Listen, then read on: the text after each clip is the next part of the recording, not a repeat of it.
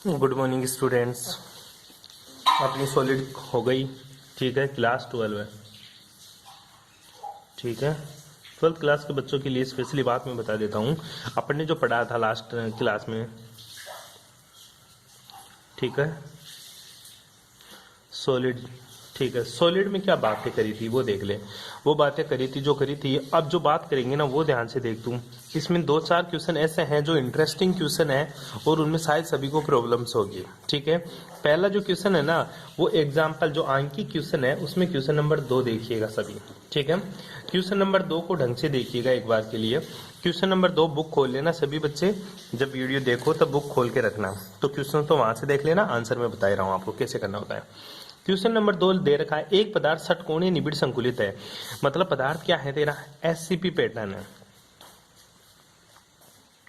ठीक है। SCP pattern है मतलब हेक्सागोनल क्लोज पैक्ड है। इसके बोला कि 0.5 मोल, कितना बेटा, 0.5 मोल में कुल रिक्तियों की संख्या ज्ञात करो। कुल रिक्तियों की संख्या ज्ञात करो। कितनी वर्ड्स हैं वो रिक्तियां बतानी है, ठीक है। इनमें से कितनी रिक्तियां तेरी टेट्राहेड्रल है, एक तो टोटल रिक्तियां बतानी है और उनमें टेट्राहेड्रल वर्ड्स भी आपको बतानी होती है।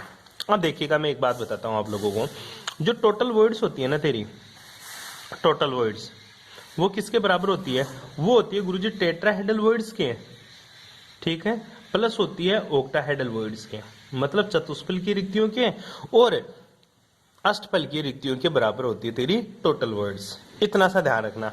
और तू जानता है, ठीक है, नंबर ऑफ एटम्स, ठीक है, नंबर ऑफ एटम्स, ठीक है। नंबर ऑफ एटम्स को अगर तू n माने तो तेरी जो ऑक्टाहेड्रल वर्ड्स होगी ना वो कितनी होगी, वो भी गुरुजी n के बराबर होगी। और जो मेरी टेट्राहेड्रल वर्ड्स होगी वो किसके बराबर होगी गुरुजी, 2n के बराबर होगी। यही होता है, ठीक है। और तेरी टोटल वर्ड्स किसके बराबर होगी, टोटल वर्ड्स होगी गुरुजी octahedral voids plus tetrahedral voids, n plus 2n बराबर किसके हो जाएगा गुरुजी, 3n। तो मोटी बात क्या है वो आई, इसको देख के क्वेश्चन को, मोटी बात यह है कि गुरुजी मेरे को n का मान पता चल जाए ना तो मैं ऑक्टाहेड्रल वर्ड्स भी बता सकता हूँ, टेट्राहेड्रल वर्ड्स भी बता सकता हूँ, टोटल वर्ड्स भी बता सकता हूँ। मेरे को पैटर्न दे दिया एससीपी पैटर्न, लेकिन मेरे को एक बात समझ में नहीं आई, उसने मेरे को मोल कितने दिए बेटा, 0.5 मोल। कितने मोल, 0.5 मोल, ठीक है। तो ध्यान दे, अगर 1 मोल होता ना, ठीक है, अगर 1 मोल में परमाणुओं की संख्या कितनी होती है, ठीक है, परमाणुओं की संख्या, ठीक है, या नंबर ऑफ एटम्स कितना होता है 1 मोल में, तुझे पता है गुरुजी अवोगाद्रो नंबर के बराबर होता है, जिसकी वैल्यू होती है 6.023 × 10⁻23। लेकिन उसने मेरे को 1 मोल ना देकर कितना मोल दिया, 0.5 मोल, ठीक है। तो 0.5 मोल में परमाणुओं की संख्या ये किसके बराबर है, n के, तो ये भी किसके बराबर हो जाएगा तेरा, n के, वो जाएगा गुरुजी 0.5 गुणा n के, ठीक है। तो n की वैल्यू कितनी आ जाएगी, तेरे को सिंपल सी बात बताऊं तो गुरुजी 0.5 से गुणा कर दूंगा किसको, 6.023 × 10⁻23 से। जब मैं इसको मल्टीप्लाई करता हूं तो बेटा जी मेरा आंसर आता है 3.11 × 10⁻23 इसका आंसर आता है।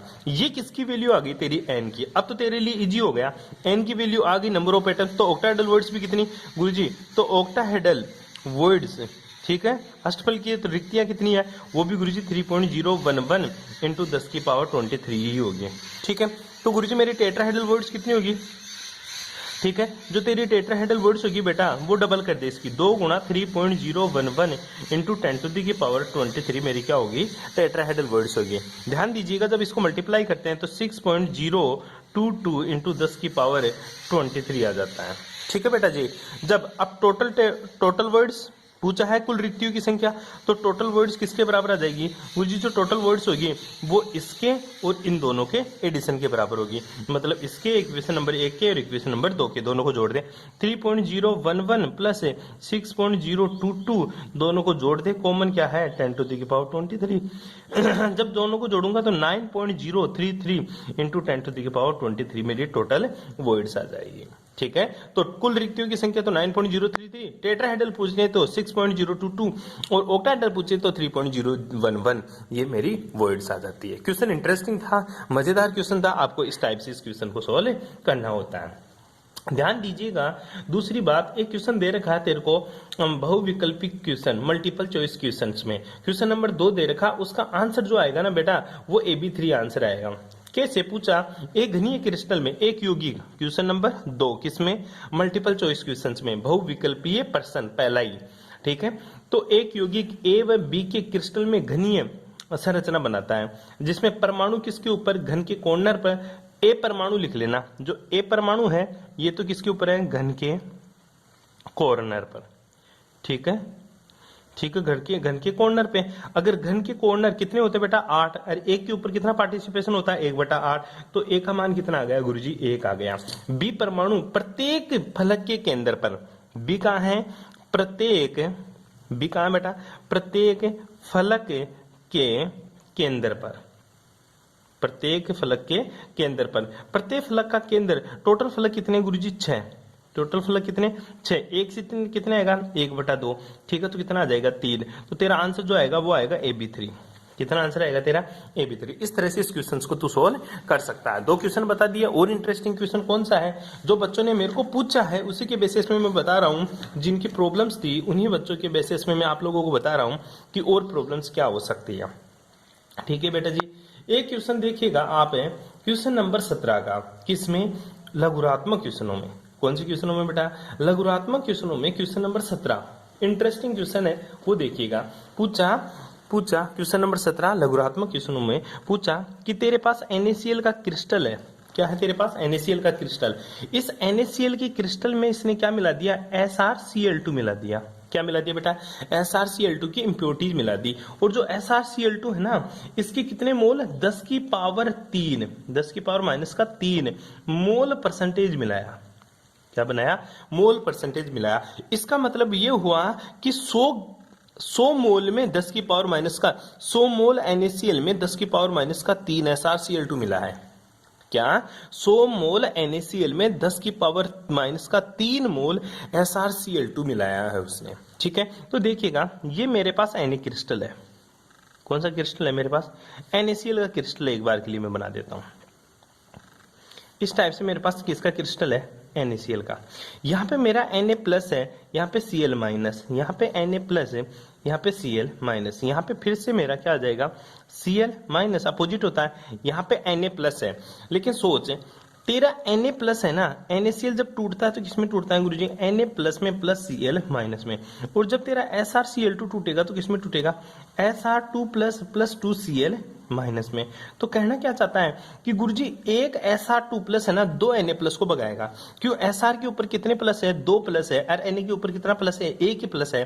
तो Sr अगर बैठेगा तो चार्ज को न्यूट्रल करने के लिए क्या करेगा, 2 Na प्लस को बाहर भेज देगा। तो मान ली यहाँ पे Sr2 प्लस बैठ गया, Sr2 प्लस बैठ गया Na प्लस की जगह, वापस से Cl माइनस और यहाँ पे Na प्लस, ठीक है।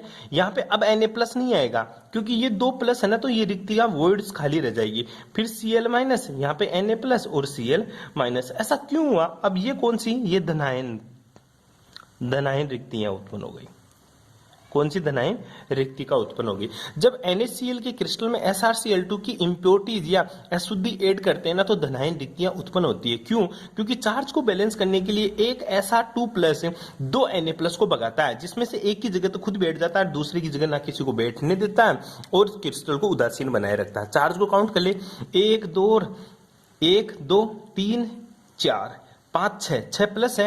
अब क्लोरीन देख ले, 1 2 3 4 5 और 6 क्लोरीन, मतलब चार्ज न्यूट्रल हो गया। इसकी वजह से यहाँ पे अगर Na प्लस यहाँ पे बैठ जाता तो यहाँ पे पॉजिटिव चार्ज आ जाता और क्रिस्टल तेरा आयनिक बन जाता, जो कि गलत है, ठीक है। पहले बात तो समझिए, तेरे धनायन की रिक्तियां उत्पन्न होती है इसमें। अब कैसे उत्पन्न हुई वो देखते हैं अपन। मैं ये बोल रहा हूं कि जो तेरा 100, ये परसेंटेज का चिन्ह है ना, परसेंटेज का साइन, इसका मतलब ये हुआ कि 100 मोल NaCl में 10 की पावर माइनस का 3 मोल SrCl2 मिलाया गया है।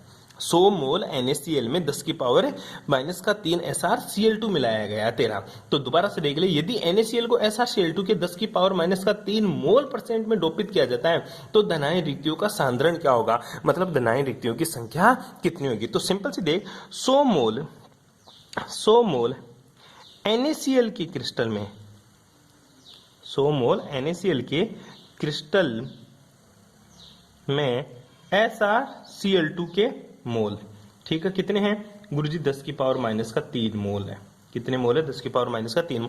तो बता 1 मोल SrCl2 में SrCl2 के कितने मोल होंगे गुरुजी 10 की पावर माइनस का 3 डिवाइडेड बाई 100। ये इसको ऐसे भी लिख सकता हूँ 10 की पावर 3 माइनस का 3 डिवाइडेड बाई 10 की पावर माइनस प्लस का 2 और ऊपर जाएगा तो क्या हो जाएगा माइनस में। तो इसका आंसर कितना आ जाएगा 10 की पावर माइनस का 5 मोल। ठीक है, 1 मोल NaCl के क्रिस्टल में SrCl2 के कितने मोल होंगे 10 की पावर माइनस का 5 मोल होंगे। ठीक है, 10 की पावर माइनस का 5 मोल। तो SrCl2 के मोल होंगे ये क्या होंगे धनायन रिक्तियां, धनायन रिक्तियां। क्यों SrCl2 की जितने मोल होंगे ना उतने ही क्या होंगे धनायन रिक्तियां। क्यों SrCl2 की वजह से ही धनायन की रिक्ति आई है यहाँ पे। इसलिए ध्यान देने वाली बात यह है कि SrCl2 के मोल या धनायन की रिक्तियां भी किसके बराबर होगी 10 की पावर माइनस का 5 मोल के। तो धनायन रिक्तियों की संख्या एटम में कितनी होगी धनायन रिक्तियों की संख्या, धनायन रिक्तियों की संख्या कितनी होगी बेटा एटम्स में। सिंपल सी बात है गुरुजी मोल को किससे गुणा कर दूंगा Na से गुणा कर दूंगा।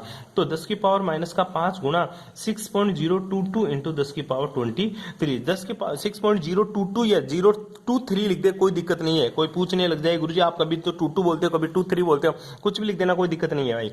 ठीक है, इससे कोई इफेक्ट नहीं पड़ेगा। जब इसमें से ये घटेगा तो कितना आंसर आएगा 6.022 इंटू 10 की पावर माइनस का 18 इसके वर्ड्स आ जाएगी, धनायन की रिक्तियों की संख्या आ जाएगी। इस तरह से ये क्वेश्चन तू कर सकता है, कर सकता है। सिंपल सा क्वेश्चन, कोई प्रॉब्लम इस टाइप की क्वेश्चन में, सिंपल सी क्वेश्चन है मेरे भाई जो कर सकता है। इसके बाद में आगे देखिएगा और कौन सा क्वेश्चन पूछा था बच्चों ने।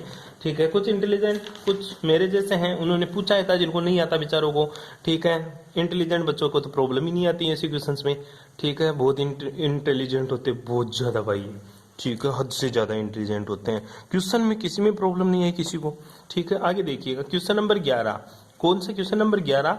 ये क्वेश्चन है भाई साहब, यह है तेरा निबंधात्मक क्वेश्चनों में क्वेश्चन नंबर 11। इंटरेस्टिंग क्वेश्चन है, पूछने वाले बच्चे को नहीं आया इसका मतलब यह है कि आप सबको आता है।